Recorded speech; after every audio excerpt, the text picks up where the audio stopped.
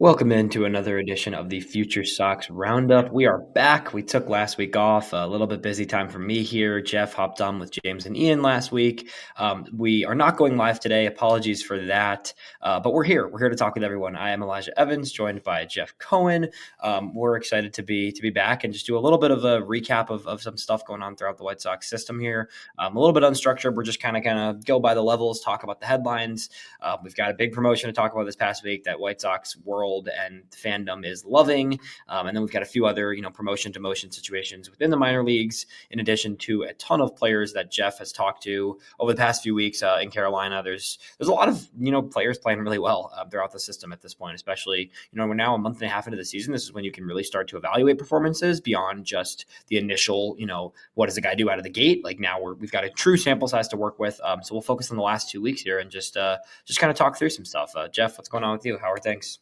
Hey Elijah, everything's good. It was a frenetic but very fun week last week. All three Carolina affiliates were at home, and I got to batting practices and games at all three, so covered a lot of ground. But just always a blast, and a lot of interesting developments at all three affiliates. And now they're all three on the road, and I'm going to Myrtle Beach to play golf. Catch my breath. Love to hear it. There you go. Take a little break off. That sounds pretty nice. Yeah. All right. Well, the first story of the week, obviously, Mr. Tim Elko, the captain, he finally got the call. We've been asked about it over and over and over. We talk about it every week. I feel like that's been the revolving door this season of the continual Tim Elko conversation. Gets the call, his second big league game. He gets his his first career hit, go ahead home run, wins the game essentially for the White Sox against the Marlins this past weekend. It's awesome to see. Was it, it was a matter of time, right? But I think now it's, he's finally here and we'll see what happens, right? Yeah, obviously it was a thrill for everyone in Charlotte, and again, from a White Sox fan, you're happy to see the White Sox do what you kind of felt deep in your soul was the right thing to do. Let's find out what he can do in Chicago, and Right. and the at bats they'll come somehow. We'll figure that out. So that was exciting. For me personally, I was in Winston-Salem the day he was promoted, and of just dumb luck, Paul Janish was there, and it was a chance to catch up with him and have an extended conversation. And it's funny, Elijah, he and I just kind of hung out watching batting practice, and I don't mean to name drop, but it's just kind of No, it's nice. on my part. He was there, and he's a really friendly guy, just super, super gracious. And we That's sat great. there at the batting cage, and we're talking. I said, I just don't really have a feel yet for the art and the science of when you guys make promotions. And so we kind of were kicking that around. We talked about that, for Nice. 10 or 15 minutes. Then fast forward, we're sitting in the stands in the game, and he and I think Kurt Haslett are sitting kind of in front of me, but it was during the game, so I really left them alone. And I was just doing my thing. But then I happened to look online, and I saw that Tim was promoted, and I go, "Hey, Paul, hey, you promoted Elko today. That's awesome. And I was all fired up, and he laughed. He said, I can give you the name of a guy if you want to get corroboration of that. So, Nice. yeah, That's an awesome moment. yeah, That's great stuff. Yeah, I'm sure you got some good insights there on a handful of guys in the system too. yeah. And one guy we're going to talk about, Christian Oppor, who got promoted today, and I was talking to him about, how do you know when? And turns Yeah. out that the win is today. So you led us right into it. The big promotion of this week is Christian Oppor. The FutureSox interview special kicks again. Last week I had Christian Oppor on the show, talked to him a little about his pitch development, just kind of what he's been working on, what he's kind of taken strides with, and then of course 4 days after that interview, Christian Oppor gets promoted. We're 3 for 3 now with promotions of Caro and then Galaney and then Oppor being our last 3 player interviews here, with all getting promoted within the week of the interview, which is pretty crazy luck. But Christian Oppor heads to Winston-Salem. Going up from Canny. I thought Oppor was going to spend at least the entire first half of the season in Kannapolis because he's just so young and he still doesn't have those innings under his belt. Here we are, and Christian Oppor is just, I think, just the the decision there, in my opinion, is just like, look, this guy's just too good for Kannapolis. 34 strikeouts in 22 and a third innings to start the year, a .85 whip. I mean, Oppor has just been excellent in Kannapolis. And now, he gets a chance to go to Winston-Salem with Seth Keener going back down to Kannapolis. Keener's going to get a little reset there. Been a rough start to the season. I think it's kind of like what McDougal experienced last year, kind of where Keener goes back down. He gets a little reset in Kannapolis. I think he'll be back in Winston, at some point. It's just for now, just to get his courage and his experience built back up there. But Christian Oppor is the big story here. Eric McAtee, I should mention, also joining Oppor in Winston-Salem.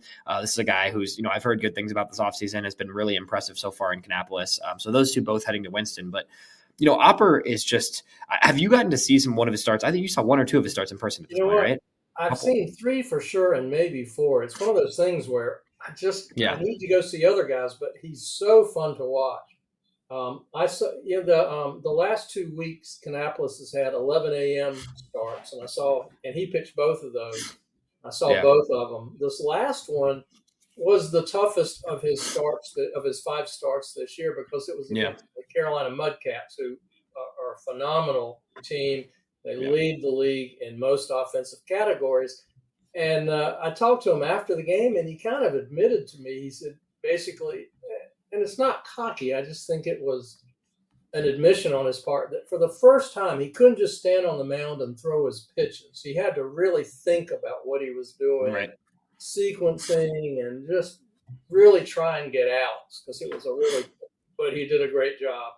And even within that, he kept that lineup in check, and that's a tough lineup for sure. Yeah, and he said, these 11 a.m. starts are so hard. They're such a different routine than starting pitchers used to. So he did really well, but still, I'm like you. 22 innings, 5 starts. He's only 20 years old. Kind of thought he'd be in Kannapolis for at least 10, 12 starts. I thought so too. I thought it was going to be a while, but I think at the end of the day, there's not a huge jump from Kannapolis to Winston. I think it's always kind of known within the system and the organization, and minor league baseball in general, that bigger jump comes from the high A to the AA level. So you might as well just give him that experience. And I think that with Keener going down, they needed a starter in Winston. And when you look at this Kannapolis rotation, there's guys that are older than Oppor, but nobody has the stuff Oppor has in that Kannapolis rotation. So I think that just became the logical choice there. Yeah, I think you're right. And it'll be fascinating to see. Oh man! Yeah, it's gonna be fun. The Winston. I'm kind of bummed. I wish I could catch his first start. Yeah, we'll talk about it as we kind of go down the levels here quickly. But Winston is a team that we kind of at the beginning of the year was looking like the weaker organizational team, and all of a sudden Winston-Salem's got a really fun roster. There's a handful of guys there that are really mashing, and now you've got a couple pitchers that we're really keyed in on there. Especially if Aldrin Batista comes back from injury, then that rotation becomes extremely fun if you add Batista back into the mix there. We'll start in Charlotte. I know we talked about Tim Elko. Anybody else you want to highlight in Charlotte? I mean, Kyle Teal, I think, is the one that comes to mind for me first. Has turned it around a little bit. I think we're starting to see some things from Kyle Teal. I don't think it's perfect, but we're starting to see a lot better results from him compared to that earlier stretch where he was struggling a little bit. His last 10 games, he's hitting .333, 12 for 36, 890 or 872 OPS, 4 walks, only 7 strikeouts in those 10 games. That's much better. It's much better than what we saw in April, at least from Teal. I think the past 2 weeks have seen a lot of signs of continual growth from him.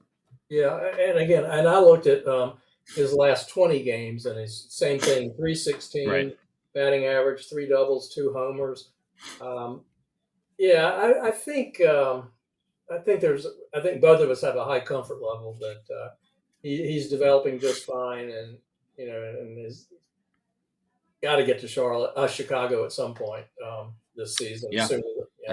Now, how that happens, I don't know, given all the catching depth that this White Sox have. That's what's tough is Matt Dice has actually been a pretty valuable veteran piece at this point for the Sox, and Corey Lee's going to return from injury in the near future too, with Edgar Caro already there. So I think one of Dice Lee has to get traded at some point for Teal to really get a shot here in the near future, which I wouldn't be surprised. I mean, I think there's some pretty good MLB teams that could use a Matt Dice or Corey Lee, honestly, as a depth catcher. I mean, the White Sox, obviously, this is not a bad position to be in given the history, the last handful of years of catching, but there's a lot of all 4 of those guys, deserve to be on a big league team. I think maybe not, quite. I think obviously Caro should be the number 1 catcher. I think that's pretty clear at this point, but Teal's going to be up there soon. And then you've got to figure out what to do with Lee and Dice as well.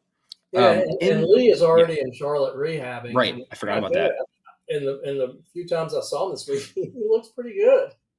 So at some point, one of those guys has to get moved, in my opinion, and I think that it's going to be interesting to see what they do there with the catching situation. We should mention Colson Montgomery is back. I know you weren't. The game was their away this week, but he returned today to the lineup. 2 for 5 with an RBI for Colson Montgomery today. The swing is different too, Jeff. I don't know if you saw online on the old Twitter, but there's definitely an adjustment. The hands have come down a lot. His hands are in a very different starting position. So we'll see. I'm not sure. I got to look at some tape. I haven't gotten the chance to. I didn't get the chance to watch today, but I'm very curious to see what that swing adjustment looks like for Colson as he gets back from spending a week in Arizona. Yeah, I'm just checking the schedule. Yeah, they're home a week. They're home next week, so he'll have had 5 or 6 games on the road. Right. 20, 25 at bats, and that'll be a good chance to check in with him next week and see how he feels and take a look at a week's worth of numbers. For sure. A number of rehabbing guys. Austin Slater's in Charlotte right now. You said Corey Lee's in Charlotte. There's some depth veteran guys. Corey Julks has had a very good couple of weeks here, so I wouldn't be surprised to see him at some point maybe replace one of the veteran guys in Chicago in the outfield. But still overall, not a ton else there on the hitting side. On the pitching side, anybody of note in Charlotte? I know Mike Clevenger's back, which is interesting. He's back into starting games now, I guess, after relieving and whatever. I just don't really get what the purpose is there, but besides the point. Tyler Schweitzer has made a couple starts now in Charlotte. It's been a little bit of rough going for him, but he's finding his footing. Yeah, the first 2 starts were really rough. The second one was improved. This last one, I attended his 4th and most recent start, and he got the win. He went 5 innings. He only gave up 3 hits, but 2 were homers and 1 was a double. And I talked to him, and he said, he said in AAA, you just can't throw a ball middle. You can't get behind in the count 3-1. Right. So I really paid attention to just how often he did get behind, and it really wasn't that often. So it was a step in the right direction, and glad to see him get his first AAA win. Yeah, and then Nick Nastrini is shifting into the bullpen lately. I think we talked about this in April. If the command didn't find a big step, it was bound to happen at some point with him. I do still think he can be a legitimately pitcher. I just think it might be in a bullpen role. Last 2 games, he went 3 innings, gave up 1 run in those 3 innings, 4 strikeouts, but no walks, importantly, in those 3 innings, and then comes back 2 days later or 3 days later, pitches a singular inning for the first time in his minor league career. I believe he's only been a 1 inning start, but 1 inning, a single, and 2 strikeouts, no walks. No walks is the big thing, right? 2 outings with no walks out of the bullpen, like that's worth looking into a little bit. And he pitched in today's game. He pitched an inning today as well. Right, that was the inning today. Yeah, exactly. Gotcha. So yeah, I mean, we'll see. I got to look through it and see what it looks like for him, but I think a relief role might make more sense at this point for Nastrini. Right. Anything else in Charlotte you got takeaways from? Any other notes from you there? Brandon Drury, I talked to Sergio. He said he's still day-to-day. He can take fielding, but he can't swing yet. Mike Talkman is there on rehab along with Slater, along with Corey Lee. So who knows what the a lot of rehab roster is going to look like a week or 2 from now. But at any rate, those guys are there.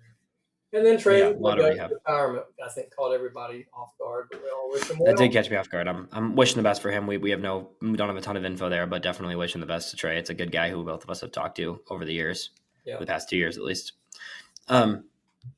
Heading down to Birmingham, not a ton to touch on there. I think we can kind of breeze through it. I think I mentioned this off the top, but I haven't watched a ton lately. So Peyton Pallette has been really good his past handful of games. I think that's someone who I want to see Peyton Pallette at the bigs this year. I think that's the guy who I really want to see him at the big league level. I think I'm ready to see it. I want to see it this year. I think that there's really not a ton for him to do in Charlotte.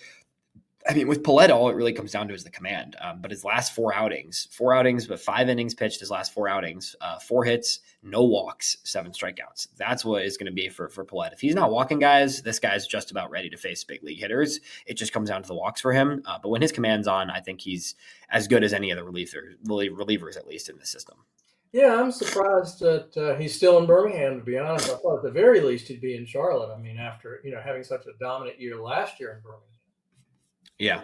Yeah, and he had a tough start, a couple blow-ups early in the year, but nothing too bad. And then Hagen Smith has been pretty effective his last few. A little bit of velo fluctuation for Smith, which has been a bit weird to see. Noah Schultz still hasn't quite found his groove yet this season. The numbers overall are fine. I'm not too worried about either of those guys. I just think there's the ebb and flow of kind of them finding their groove. I think they pitch more in spring training than they've done the past handful. Both those guys starting their season early.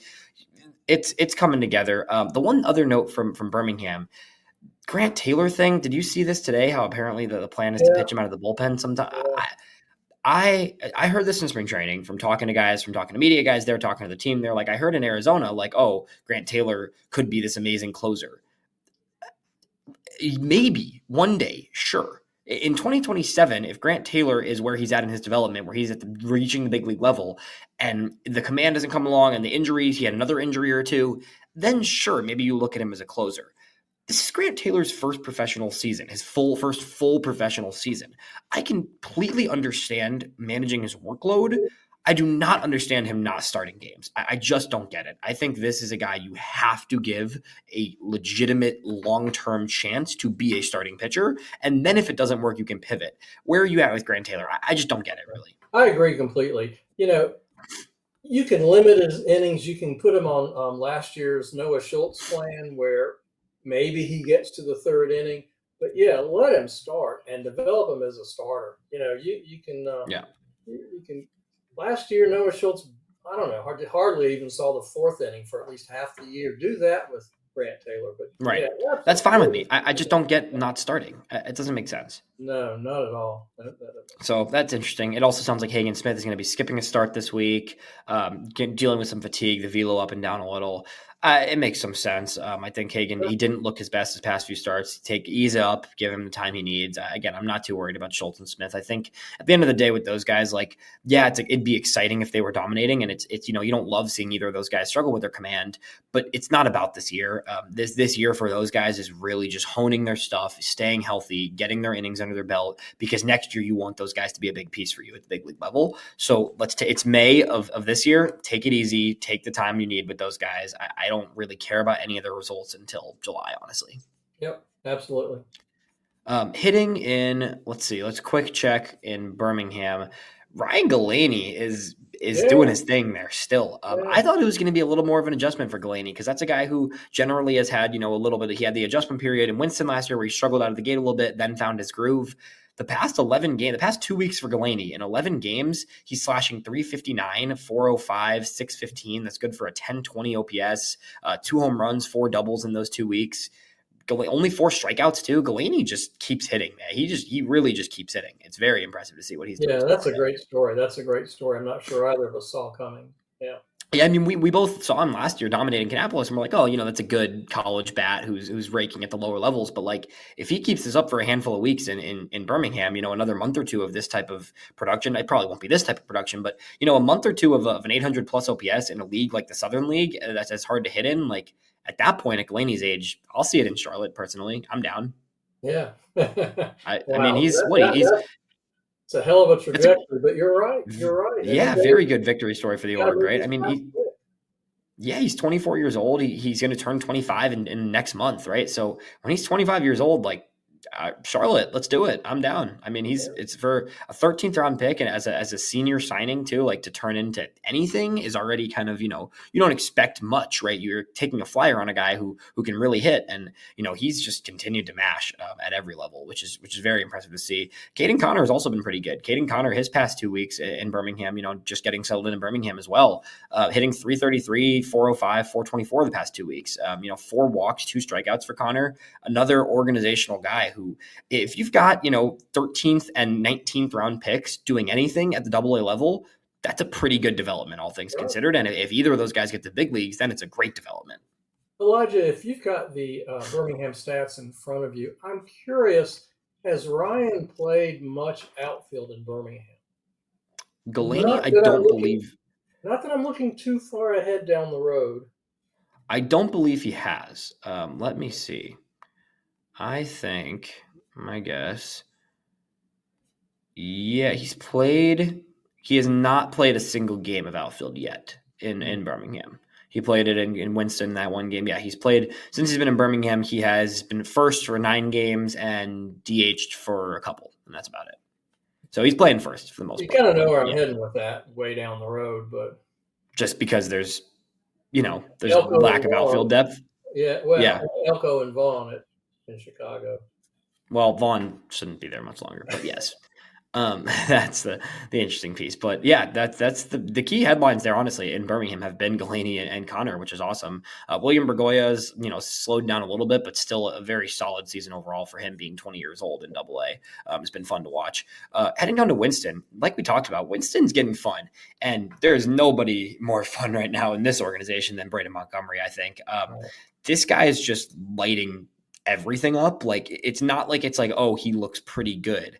It's, oh, this guy is a top 50 prospect in baseball good, in my opinion. I think he was already kind of top 100 most places. I see no reason why he's not a consensus top 50 prospect at the midseason. I mean, it is interesting. I'm so used to seeing, Caden Connor, Ryan Galaney, not to compare them to Braden, but just see these guys who just tear through Kannapolis, and then they go to Winston and they kind of get readjusted to a little bit better pitching. Not so with Braden Montgomery. He hasn't missed a beat. It's really impressive. And you're right, that entire lineup, you've got Sam Antonacci leading off and getting on base at a 440 clip. And then you got Joel Perez hitting 9 home runs and 16 extra base hits, I think. Yeah, Peral's been exceptional. Then you got Braden Montgomery. Oof. Even losing Galaney and Connor, like, that lineup is pretty fun still, actually. And those three are obviously the three headlines, I think. I mean, Antonacci, Perez, and Montgomery are three. There's a case to be made. Those are three of the best, 5-6 prospects in the system hitting wise at this point. Like, I don't know how many hitters are above those guys. Caro's going to graduate in the near future.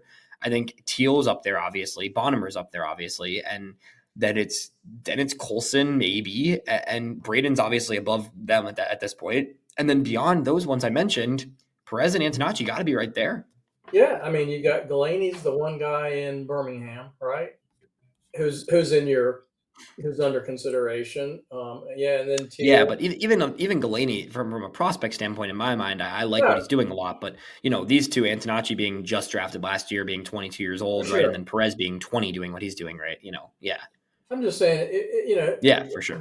Galaney and Bergola, just in terms of, if you're looking at like top 10 hitters and whittling it down, they're in the conversation. But that's about it. Teal, that's about it from Charlotte. You're right. Yeah. So I mean, it's exciting. Yeah. It's a fun trio. It's a fun trio in Winston for sure. And I mean, just to put some perspective in Braden Montgomery, his 12 games in Winston-Salem, he's hitting 405, 480, 476 or 762 slugging percentage.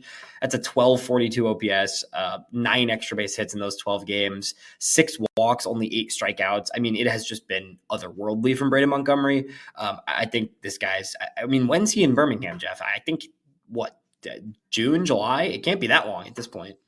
Yeah, you keep hitting it 400. Yeah. I mean, at some point, it's like, what are you doing there, right? Like, right. I'm all for taking time with guys. I don't think there's any rush with Braden Montgomery. But for a guy of his caliber who dominated the SEC the way he did, like, I think you can AA is the level where he'll finally get some challenge. And I think that's where you'll start to see, what his real, his true upside is. And I think his upside is very legit. But I'm ready to see it in Birmingham, at least at the latest by July, I think. Yeah, I think the conventional wisdom is, well, they're not going to rush him because he missed so much competitive baseball. But by the same token, Christian Oppor, 22 innings, let's move him up and challenge him. So if you apply that same logic, June seems like a real good time to send him to Birmingham. Yeah. One other hitter we should mention in Winston, Cole McConnell has been a nice surprise in Winston. I know you were going to probably get to that one. It's a nice little surprise there. In his past 10 games for McConnell, he's been good all season, but his past 10 games, Cole McConnell's hitting 382 with a 462 on base percentage. Minimal power, not a guy you're going to see a lot of juice from, only 1 extra base hit in those 10 games, but a lot of consistent contact, works at bats pretty well. I think Cole McConnell for, a 10th round senior signing, 5th year pick actually last year, has been a really nice surprise in Winston to open the year. Yeah, I was going to ask you what you know about him. I all of a sudden I looked at the stats and thought, oh my gosh, this guy just kind of slipped under the radar. I'll definitely, when Winston is back next week, catch up with Pat and Cole and talk to both of them about the kind of year he's Yeah, going to I'll definitely look forward to hearing that because I don't know a ton. He's a smaller school guy, played 5 years of college ball, and is someone who is just kind of is experienced as a baseball player, right? So you want to see that at Winston, but I think he went to Winston largely because of the roster crunch in the Kannapolis outfield, and then has actually been one of the better players in Winston to start the year, aside from the guys we already mentioned, obviously. Yeah, yeah. Also in Um, Winston, yeah, I was just going to say, it's a little early, but Sammy Zavala has shown a little improvement here the last couple of weeks. that's So good. hopefully that's a bit of a turnaround. Um, and saw Jesse Schultens in Winston when I was there. He looked, Right. he looked healthy, and he just got promoted to Charlotte today. He told me he thought he needed about 2 more rehab starts, so we'll see what happens after that. But good to see him back. He's a good guy. Yeah, And that'll be interesting to see. then Jake Peppers, who had done so well last year, they moved him to the bullpen. He's really struggled this year, even though he had a good outing or two recently. I just had a Yeah, conversation with him, and as a guy who follows pitching closely, you might have some insight into this. But I said, Jake, I know how excited you are about moving into the pen because he said it just seems. He said it fits his personality better. He seems to really be embracing the move to the pen. But I said that is a huge change. You don't have a throw day. You don't have these regularly yeah, scheduled days. You pitch, you sit for 2 days, and then you're on call. You right, don't go out on the sidelines on a certain day and practice your slider. He said, if my slider's not working, I got to fix it in the game. Um, right. it was just an interesting conversation about how different it is schedule It, wise. yeah. Yeah, it is super different. I think that it changes for every player, but I think that's one thing that we've talked about before. Like, there's a lot of guys in the system who will need to shift into relief roles, or guys, that are going to be a starter, but it might eventually be a reliever. And like, it's easy for us to say that, but it also is a tough transition for some of these guys, and it is a difference in the way you approach the game. Yeah. It changes things for sure. And the relief pitching that we, especially in Kannapolis and Winston-Salem, it's just all over the board. Some guys are good one day and then they can't find the zone the next day, but it's like it's really not Right. an off day where you're gonna go stand on the sideline and figure things out. Yeah, exactly. It's a very A different couple other guys to give a little shout out to in Winston. Lucas Gordon has just continued to be really steady. He's just been really, really steady, Jeff. I think this is a guy, his last 3 starts now, covering 16 innings, only 12 hits allowed, 18 strikeouts, 2.81 ERA, 1.1 WHIP. Like, Lucas Gordon's just been a steady workhorse for that Winston team so far. Yeah, and the key is he's not walking guys. He's the kind of pitcher he cannot put a lot of guys on base because he's going to give up some hits, and he knows that. And he said he's working on pounding the zone, and boy, it's really paid off Nice. this year. Yeah. It was 3 straight starts. He gave up no runs. He finally gave up one his last outing, but yeah, it's been Nice. excellent. Yeah, he's been very solid. Another guy to mention who got off to a really rough start this season, actually, but I was looking at the numbers, and the past 2 weeks, Phil Fox has not allowed a run out of that bullpen. I don't know if you caught that one at all. He was really struggling early in the year, but his last 4 outings for Phil Fox, 5 innings, only 1 hit allowed, and 6 strikeouts. So Nice. turning things around for Fox. That's a guy we really, really liked out of the draft last year, who was a decently high pick, knowing he was going to be purely a reliever, but hopefully a reliever that could move quickly. And it was a rough start, but he's really settled in here nicely the past, in May. So Well, I appreciate the heads up. I had not noticed, and I will yeah. keep an eye out for him next time I'm in Winston. Yeah, it's a nice one just because it was a tough start to his career, and now he's finding his groove, which is always good to see guys kind of, settle in and find their way. Making our way down to Kannapolis, who were some of the guys for you that have stood out? You can start on either side of the ball in Cannies. You've been there recently. Well, I chatted with George Wolkow since we last did a podcast, and the idea was that he's approaching at the time I think he had 99 plate appearances. So it's never an easy conversation to have with a guy who's struggling or doesn't at least have the stats. And so, but I said, George, let's just check in, see how things are going. What I see from George are 2 things. One, I see more competitive at bats, and 2, even though I don't think the results show it, I see him doing a better job with breaking pitches. last year, I agree. he admitted as much. They had 2 strikes on him, and they threw him a breaking pitch. He was headed back to the dugout. Yeah. It's not a competitive at bat. Now I think they are, and he said, I'm not really. I don't like to see the stat. I don't like to look up and see what the stats are, but I said, I'm trusting the process. I'm making progress. I'm going to stay the course. And the other thing he said, which was interesting, is he said, look, while I'm doing this, I still want to help the team win. And so if I can impact the game in other ways, well, this in the Christian Oppor game, the first 2 batters of the game hit fly shots out to center field. That he was playing center field that day. He made both catches and made them both look pretty easy. So defensively, he was impacting the game. And then on the bases, he picked up a big stolen base during the game. So it is good to see that he is recognizing that he needs to be an all-around player. Yeah, and as much as the numbers haven't quite been there, past 10 games, 9 hits, he's hitting 281 with a 672 OPS. So it's not, it's not great, but it has been some progress lately in terms of results. And like you said, I think the approach has been better. I think his recognition with pitches has been better. And those are things that are going to matter as we keep going forward for a guy like that. Calvin Harris has been really good lately. I've noticed that one pick up this past week. He had a few big hits, but his past 2 weeks, he's hitting 371 with a 979 OPS, a good amount of walks, a number of doubles. Nice to see Calvin Harris kind of start to get going. Obviously, this is a guy who, a 2023 draft pick. He's 23 years old now. I think you want to see him past the single A level start to produce. So I think that him being there was to get him some reps. And now I think he's done enough where he's shown he should be getting some reps in Winston sooner than later. No, I agree, and he's at the top of the list of guys I want to catch up with next week as well. But I can already tell you what he's going to tell us is that the part of the reason for success is he's finally healthy after battling so many injuries last year. I'm sure that's what it seemed like. Yeah, I think that's clearly what we're going to hear. What can you tell me on Miguel Santos, Jeff? This is a guy who was an undrafted free agent last year. Kind of a late pickup. The Sox snagged him out of Dallas Baptist University. A 24-year-old, but he's in Kannapolis. And the past 2 weeks, he's hitting 375, 982 OPS. Miguel Santos kind of filled some of those innings from some of the guys who got promoted earlier this year, and it's been really good in Candy lately. Yeah, they've got 4 new players. They've got Nunez, Prado, Santos, and the catcher Corona. Right. The other 3 guys, the numbers aren't there yet. Chad Penders, they're still sort of feeling their way along and still early. But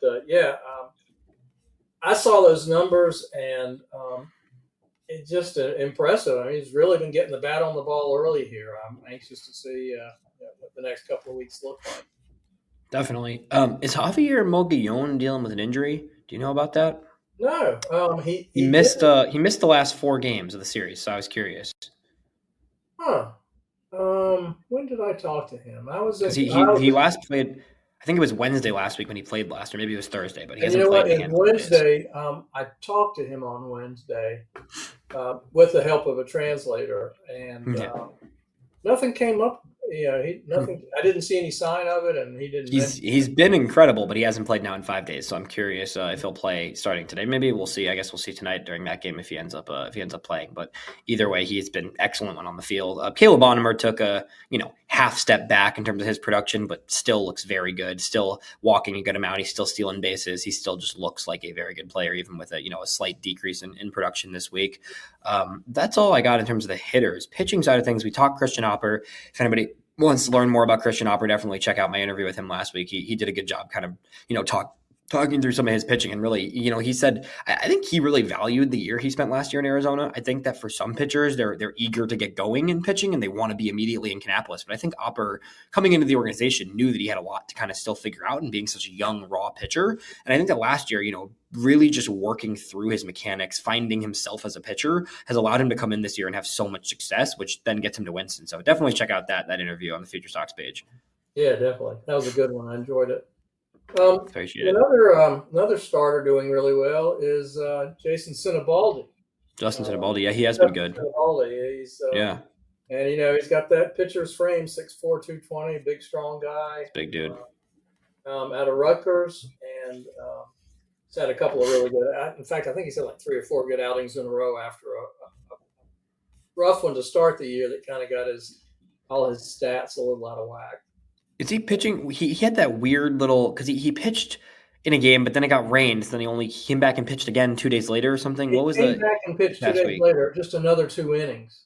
Right. Okay. So So we got 2 two innings of twice, those but outings both good outings. Yeah, that Nice. was it. Good. And then I asked Chad Pender about Mason Moore. Mason, he had looked good Yeah. early in the year, and they said, well, we're going to skip a start. It's just kind of general soreness.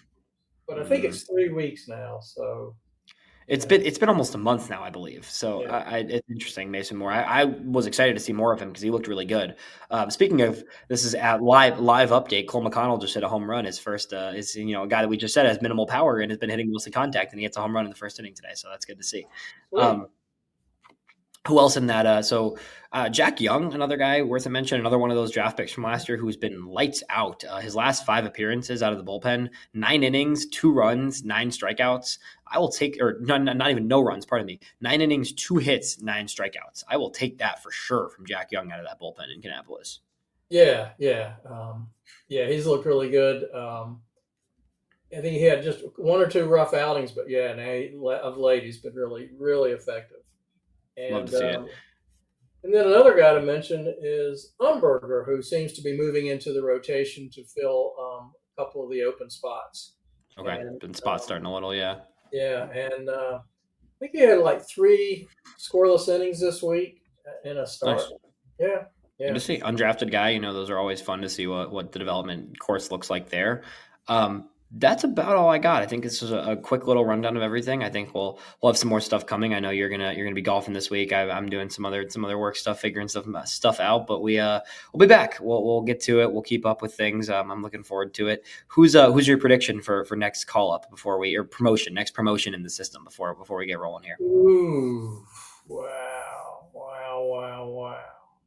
Let's see. It's a tough one.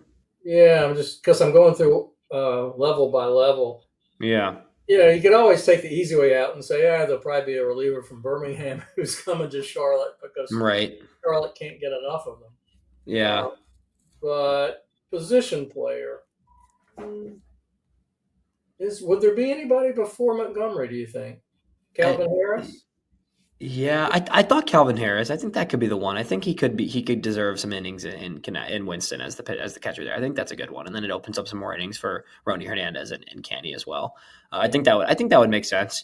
I kind of want to see Sam Antonacci in Birmingham soon. I don't think it happens, but I think there's a chance. I think Birmingham is a place where they don't have a stable, the consistent third baseman there. So I think Antonacci, having played some third, could slot into that infield with Bergoya and Gonzalez, but having Bergoya and Gonzalez there is a little tricky because those guys kind of clog up the middle there. So maybe not quite yet, but I think Antonacci sooner than later could deserve a shot at it. I'm telling you, that's pretty astute.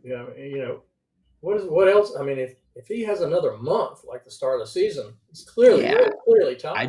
I think he could take a challenge and have ups and downs, but finish the year at least in Birmingham, and it would be kind of worth seeing there. A couple guys in Kannapolis as well. Like you could see some of those older guys, like a Miguel Santos, could easily head to Winston tomorrow because he's 24 and he's undrafted. Like there's some other guys there too, but it's just my brainstorming out loud. But yeah.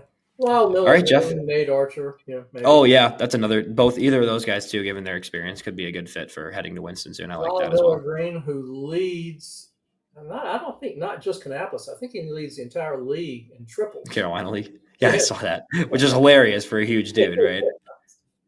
All right. Well, enjoy your golf trip, Jeff. As always, hope everybody listened in. Make sure you're following Jeff at 888Jeff. I am at Elijah EV8, and the FutureSox page, of course, for interviews, for all the highlights from Ian Eskridge, all of the above. And we'll talk to you next time on the Roundup. All right. We'll send another one tonight, Tim Elko.